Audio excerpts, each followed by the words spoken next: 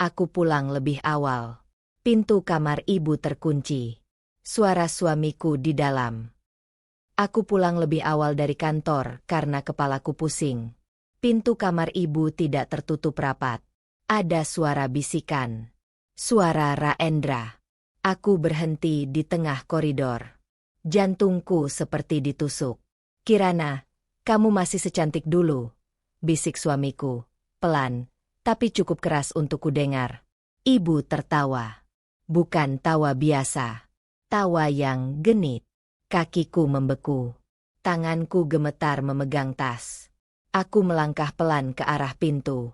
Celah kecil terbuka. Mataku memaksa melihat. Mereka duduk di tepi ranjang. Tangan Raendra menyentuh wajah ibuku. Ibu tersenyum. Senyum yang sama saat dia memelukku pagi tadi. Lalu mereka berciuman. Dunia berputar. Dadaku sesak. Napas hilang seketika. Aku ambil ponsel. Tanganku gemetar keras. Tapi aku tekan rekam. Detik demi detik terekam. Bibir mereka, tangan mereka, pengkhianatan itu. 10 detik. Cukup. Aku matikan suara ponsel. Aku mundur perlahan. Tidak ada suara. Tidak ada jejak. Mereka tidak tahu aku di sini. Aku turun tangga seperti hantu. Kakiku terasa ringan. Atau mati rasa. Aku tidak tahu lagi. Pintu depan terbuka tanpa bunyi. Aku keluar. Udara luar terasa dingin di kulit. Tapi tubuhku tidak merasakan apa-apa. Aku masuk mobil. Kunci gemetar di tanganku. Aku nyalakan mesin. Tidak ada tangis. Tidak ada jeritan. Hanya video itu di ponselku. Bukti bahwa hidupku baru saja hancur. Aku lihat ke kaca spion. Rumah besar itu berdiri megah. Rumah warisan ayahku. Rumah yang atas namaku. Senyumku muncul. Tapi bukan senyum bahagia. Aku tekan nomor notaris keluarga. Sambil mobil melaju, aku bicara datar. Pak Wibisono, saya butuh bantuan segera. Saya mau jual rumah saya. Malam ini. Malam ini? Tapi Bu. Harga berapapun. Yang penting cepat. Dan mereka tidak boleh tahu. Hening sebentar. Baik, Bu Adeloya. Saya mengerti. Aku matikan telepon. Mataku kosong menatap jalan. Mereka masih di dalam sana. Masih merasa aman. Masih berpikir aku tidak tahu apa-apa. Tapi besok mereka akan tahu apa artinya mengkhianatiku. Aku injak gas lebih dalam. Rumah itu bukan lagi rumah. Rumah itu alat balasanku. Pukul 9 malam, aku duduk di kantor Pak Wibisono. Ruangan kecil dengan bau kertas tua dan kopi dingin. Rumah senilai 5 miliar. Bu Adeloya, Anda yakin mau jual secepat ini? Tanyanya hati-hati. Saya yakin. Dia menatapku lama. Lalu mengangguk. Baik. Saya punya klien serius. Dia bisa cash. Tapi harga akan turun. Mungkin 4,5 miliar. Terima. Pak Wibisono tersentak. Bu, ini keputusan besar. Pak, surat-suratnya atas nama saya kan? Ya, warisan almarhumah ayah ibu. 100% milik ibu. Maka saya yang putuskan. Hubungi pembelinya sekarang. Dia angkat telepon. Aku dengar suaranya bicara cepat dalam bahasa yang sopan tapi tegas. Lalu dia tutup telepon dan tersenyum tipis. Dia setuju. Mau ketemuan sekarang. Setengah jam kemudian, seorang pria masuk. Jas hitam rapi, wajah tajam, tatapan dingin. Namanya Arkananta. Dia duduk di depanku tanpa senyum. Saya sudah cek dokumen. Rumah bersih. Saya setuju 4,5 miliar. Transfer besok pagi. Akta selesai siang. Deal. Jawabku tanpa ragu. Pak Wibisono membuka map tebal. Surat perjanjian, surat kuasa, dokumen legal bertumpuk. Ibu perlu tanda tangan di sini, sini, dan sini. Tanganku mengambil pena. Ujungnya dingin menyentuh jari. Aku tanda tangan.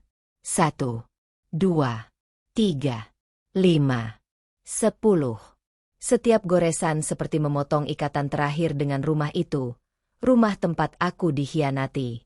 Arkananta ikut menandatangani. Cepat. Efisien. Tanpa pertanyaan.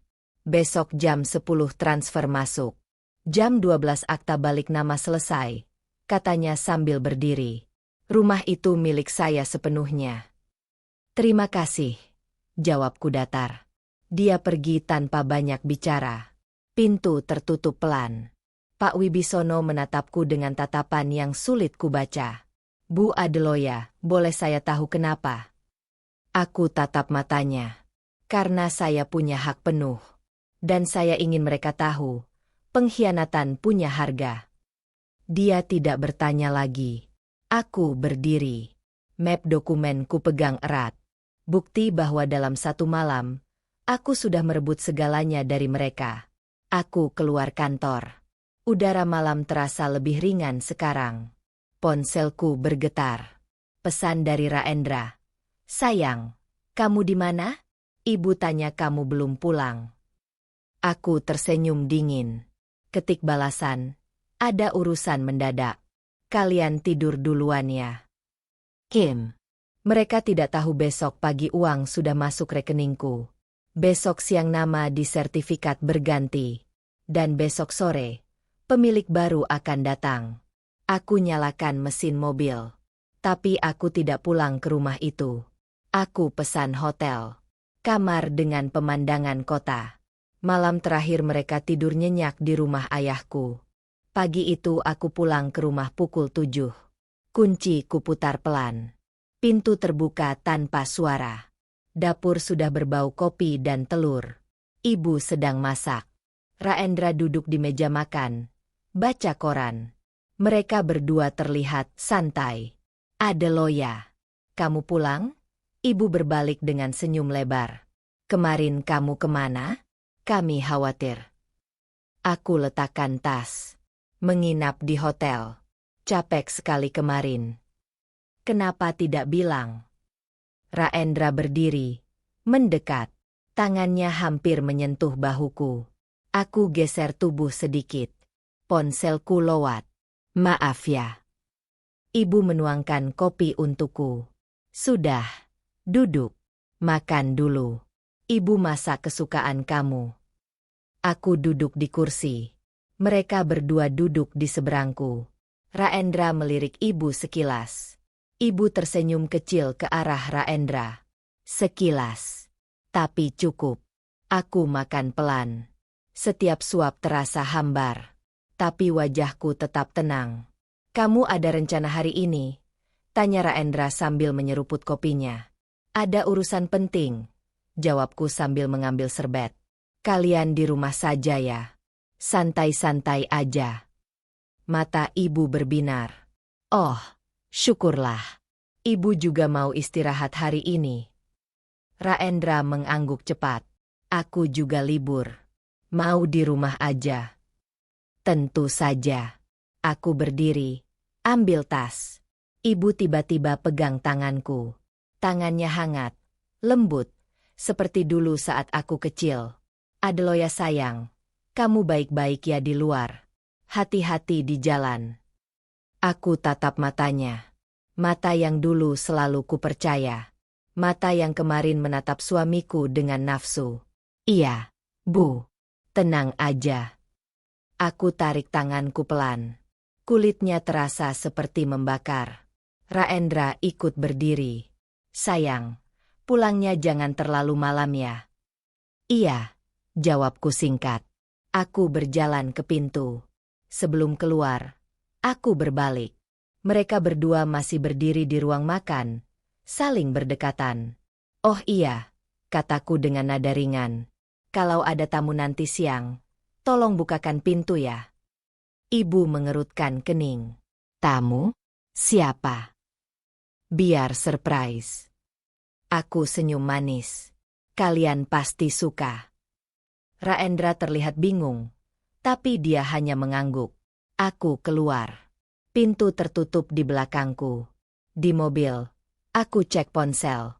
Notifikasi masuk. Transfer 4.500.000.000 rupiah berhasil. Arkananta Wiraatmaja. Uang sudah masuk. Pukul 12. Akta balik nama selesai. Pukul 2 siang. Arkananta akan datang dengan pengacara dan satpam. Aku lihat jam. Pukul 8 lewat. 6 jam lagi. Dunia mereka runtuh. Aku nyalakan mesin mobil dan pergi, meninggalkan mereka dalam ilusi terakhir mereka. Pukul 1 siang, aku tunggu di kafe dekat kantor notaris. Pak Wibisono telepon. Bu Adloya, akta sudah jadi. Silakan datang. Aku sampai 5 menit kemudian. Arkananta sudah di sana, duduk dengan wajah tanpa ekspresi. Pak Wibisono menyerahkan map coklat tebal. Ini akta balik nama. Rumah resmi milik Bapak Arkananta. Aku ambil dokumen. Namanya tercetak jelas di surat. Sah. Final. Terima kasih, Bu Adloya, kata Arkananta sambil berdiri. Saya akan ke rumah itu jam 2. Aku angguk. Tapi ada yang mengganjal. Tatapannya tadi, bukan tatapan pembeli biasa. Pak Wibisono, panggilku pelan saat Arkananta keluar sebentar untuk telepon. Kenapa dia begitu cepat setuju beli rumah saya? Pak Wibisono ragu sejenak. Lalu dia condong ke depan. Suara rendah. Bu Adloya, Anda tahu siapa Pak Arkananta? Pengusaha. Itu saja. Dia menggeleng. Dia mantan kekasih ibu Anda. 20 tahun lalu. Dunia berhenti seketika. Apa? Mereka pacaran serius. Hampir menikah. Tapi ibu Anda berselingkuh dengan almarhum ayah Anda.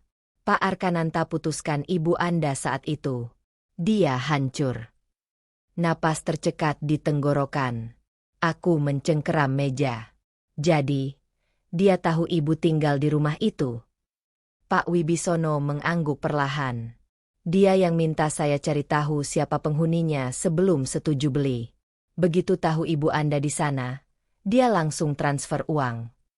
Aku terdiam. Otak berputar cepat menyusun puzzle. Kenapa dia mau beli kalau tahu ibu di sana? Pak Wibisono menatapku lurus. Katanya dia ingin melihat wajah wanita yang menghancurkan hidupnya dulu, saat dia kehilangan segalanya. Jantung berdegup keras. Ini bukan hanya jual beli rumah. Ini balas dendam. Tapi bukan balas dendamku. Ini milik Arkananta. Dia bilang begitu. Tanyaku hampir berbisik. Persis seperti itu. Pintu terbuka. Arkananta masuk lagi. Wajahnya dingin seperti es. Maaf lama. Saya sudah siapkan pengacara dan satpam. Kita berangkat sekarang. Aku berdiri. Lutut sedikit lemas. Pak Arkananta, boleh saya ikut? Dia menatapku tajam. Lalu senyum tipis muncul di bibirnya. Senyum yang menyeramkan. Silakan. Saya yakin Anda ingin melihat reaksi mereka. Kami keluar bersama. Mobil hitam mengkilap sudah menunggu. 2 satpam di mobil belakang.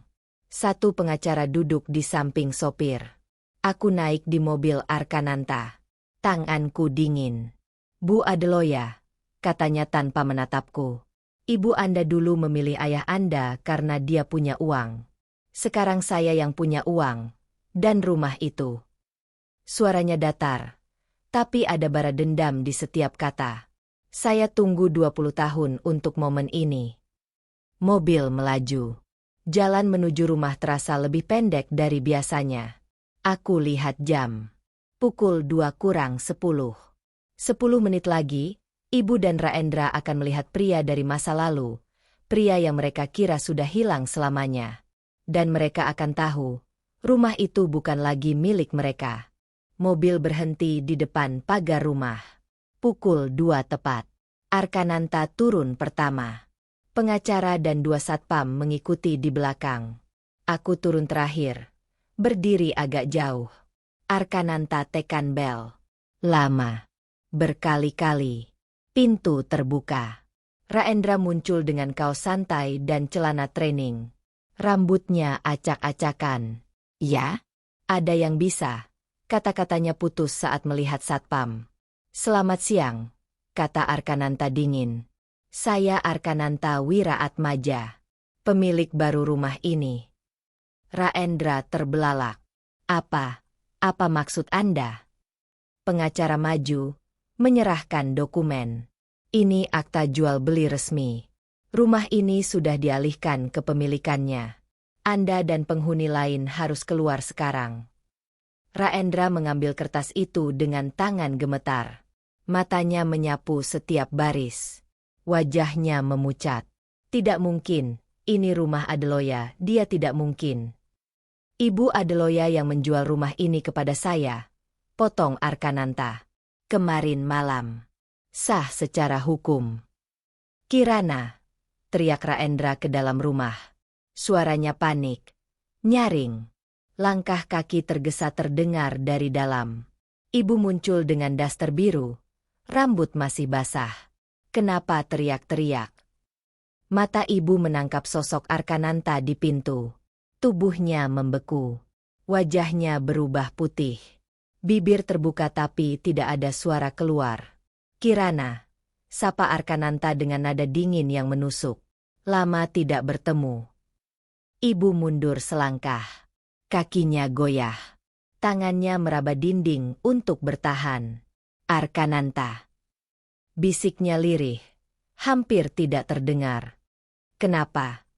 Kenapa kamu di sini? Karena ini rumah saya sekarang. Arkananta angkat akta. Putri Anda menjualnya kepada saya. Lucu, bukan? Ibu menggeleng cepat. Tidak mungkin. Adeloya tidak akan.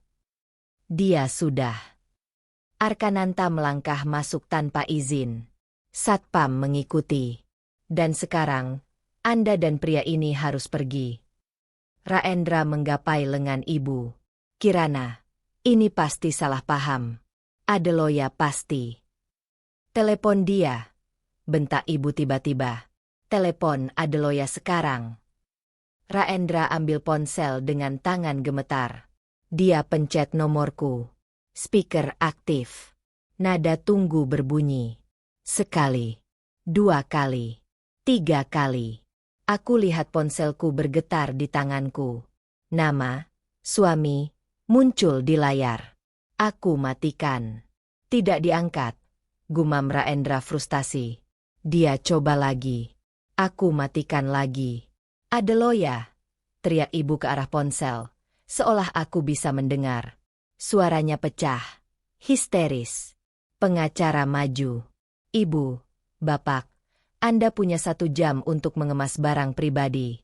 Setelah itu, Satpam akan membantu Anda keluar. 1 jam. Raendra menatap tidak percaya. Ini gila. Ini rumah istri saya. Dia tidak mungkin. Dia sudah, potong Arkananta. Dia berbalik. Tatapannya menusuk ibu. Dan sepertinya dia punya alasan bagus untuk melakukan ini. Kirana, apa kamu tahu alasannya? Ibu terdiam. Wajahnya hancur.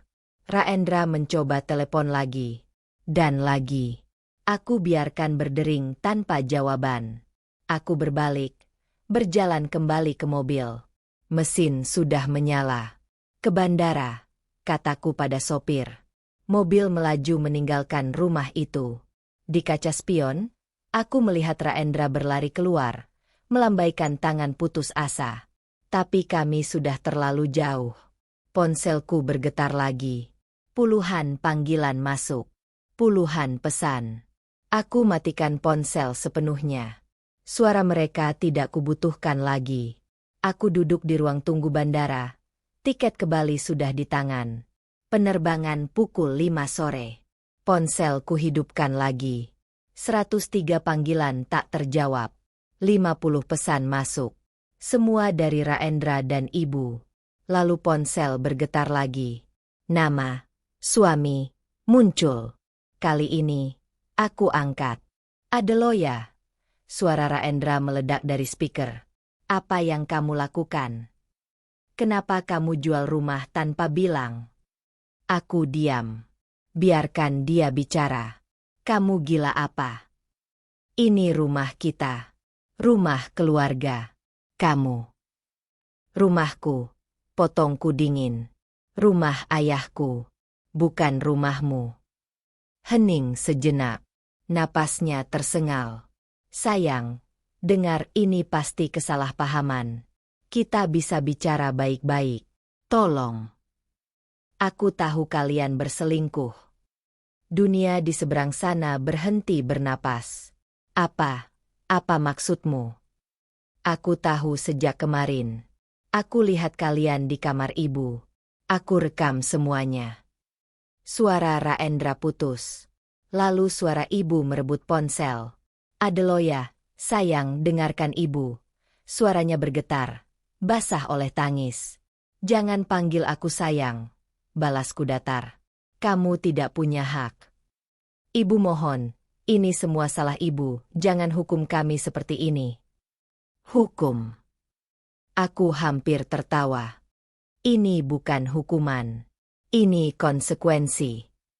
Ibu terisak keras. Adeloya, please, ibu menyesal. Ibu tidak tahu kenapa ibu bisa seperti ini. Tolong jangan buang ibu. Kamu yang buang aku duluan, jawabku tanpa emosi. Waktu kamu pilih suamiku. Ibu janji tidak akan ulangi lagi. Ibu janji. Tolong kembalikan rumah itu. Ibu tidak punya tempat lain. Rumah itu sekarang milik Arkananta. Orang yang kamu hianati 20 tahun lalu. Orang yang kamu hancurkan demi ayahku. Tangis ibu meledak lebih keras. Suara Raendra terdengar di belakang. Ikut memohon. Adeloya, kita bisa selesaikan ini. Aku mohon. Aku akan melakukan apa saja. Apa saja? Tanyaku tajam. Termasuk tidak tidur dengan ibuku. Raendra terdiam. Tidak ada jawaban untuk itu. Kalian pantas merasakan ini, lanjutku. Kalian pantas kehilangan segalanya seperti aku kehilangan kalian. Adeloya, tolong. Dan Arkananta, dia menunggu 20 tahun untuk melihat wajahmu lagi, Bu. Untuk melihatmu kehilangan semuanya. Seperti dia dulu. Lucu kan? Karma datang lewat tanganku. Ibu menjerit di seberang. Suara pecah. Hancur. Histeris. Tapi aku tidak merasakan apa-apa. Jangan telepon aku lagi, kataku pelan. Jangan cari aku. Jangan harap aku kembali. Adeloya, tunggu. Aku tutup telepon. Lalu aku blokir nomor mereka. Satu persatu. Ponsel bergetar lagi dari nomor berbeda. Pasti pinjam ponsel orang lain. Aku matikan ponsel sepenuhnya. Cabut kartu SIM. Patahkan jadi 2. Buang ke tempat sampah. Pengumuman boarding bergema di speaker. Penerbangan ke Bali siap berangkat. Aku berdiri, ambil tas, berjalan ke gate. Tidak menoleh. Tidak ragu. Di belakangku, dunia mereka runtuh. Di depanku, dunia baru menunggu. Dan kali ini, dunia itu hanya milikku. 3 bulan di Bali mengubah segalanya. Aku buka usaha kecil di Canggu, kafe dengan pemandangan laut. Hidup sederhana, tapi tenang. Tidak ada drama. Tidak ada pengkhianatan. Hanya ombak dan matahari terbenam setiap sore. Suatu pagi, ponsel baruku bergetar. Nomor tidak dikenal. Pesan masuk. Bu Adeloya, ini Arkananta. Saya ingin memberitahu perkembangan di Jakarta. Jantung berdetak sedikit lebih cepat. Aku buka pesan berikutnya. Ibu Anda dan Raendra pindah ke kontrakan di daerah Tangerang. Rumah kecil. Sewa bulanan. Ibu Anda sakit. Stres berat. Tekanan darah tinggi. Raendra meninggalkannya 2 minggu lalu. Tidak ada kabar sejak itu. Aku baca pesan itu 2 kali. Perlahan. Ibu sakit. Raendra pergi. Seharusnya aku merasa sesuatu. Kasihan. Sedih. Tapi tidak ada apa-apa. Hanya kekosongan yang damai. Aku balas pesan. Terima kasih informasinya, Pak. Singkat. Tidak ada pertanyaan lanjutan. Arkananta balas cepat. Ibu Anda mencoba hubungi saya beberapa kali. Minta bantuan. Saya tolak. Saya pikir Anda perlu tahu. Aku tersenyum tipis. Keputusan yang tepat. Tidak ada balasan lagi. Percakapan selesai. Aku letakkan ponsel di meja. Tatap laut di depan kafe. Ombak datang dan pergi. Terus berulang. Pelanggan pagi mulai berdatangan. Turis asing memesan kopi. Pasangan muda tertawa di sudut. Hidup berjalan. Tanpa mereka. Sore itu, aku duduk di pantai sendirian. Kaki menyentuh pasir dingin. Angin laut menerpa wajah. Aku ingat wajah ibu saat Arkananta datang. Pucat. Hancur. Ketakutan. Aku ingat suara Raendra memohon lewat telepon. Putus asa. Tidak ada rasa menang yang meledak-ledak. Tidak ada teriakan kemenangan. Hanya ketenangan yang dingin. Kepastian bahwa aku melakukan yang benar. Mereka memilih pengkhianatan. Aku memilih keadilan. Dan keadilan ini terasa pas. Ponsel bergetar lagi. Pesan dari nomor asing lain. Adeloya. Ini ibu. Tolong. Ibu sakit. Tidak ada yang bantu ibu. Tolong jawab. Aku baca tanpa membuka pesan. Notifikasi muncul di layar. Jari melayang di atas tombol balas. Lalu aku kunci layar. Delete nomor. Biarkan pesan itu mengambang tanpa jawaban. Seperti doa yang tidak pernah sampai. Aku berdiri, bersihkan pasir dari kaki, berjalan kembali ke kafe. Besok aku akan buka seperti biasa. Sajikan kopi. Senyum pada pelanggan. Hidup terus. Mereka punya pilihan dulu. Sekarang mereka hidup dengan konsekuensinya. Dan aku hidup dengan kebebasanku. Tidak ada penyesalan. Tidak ada beban. Hanya langit biru, ombak yang tenang, dan masa depan yang akhirnya benar-benar milikku. Karma tidak selalu datang dengan teriakan. Kadang dia datang diam-diam, lewat keputusan satu malam yang mengubah segalanya. Dan malam itu, aku yang memilih karma untuk mereka.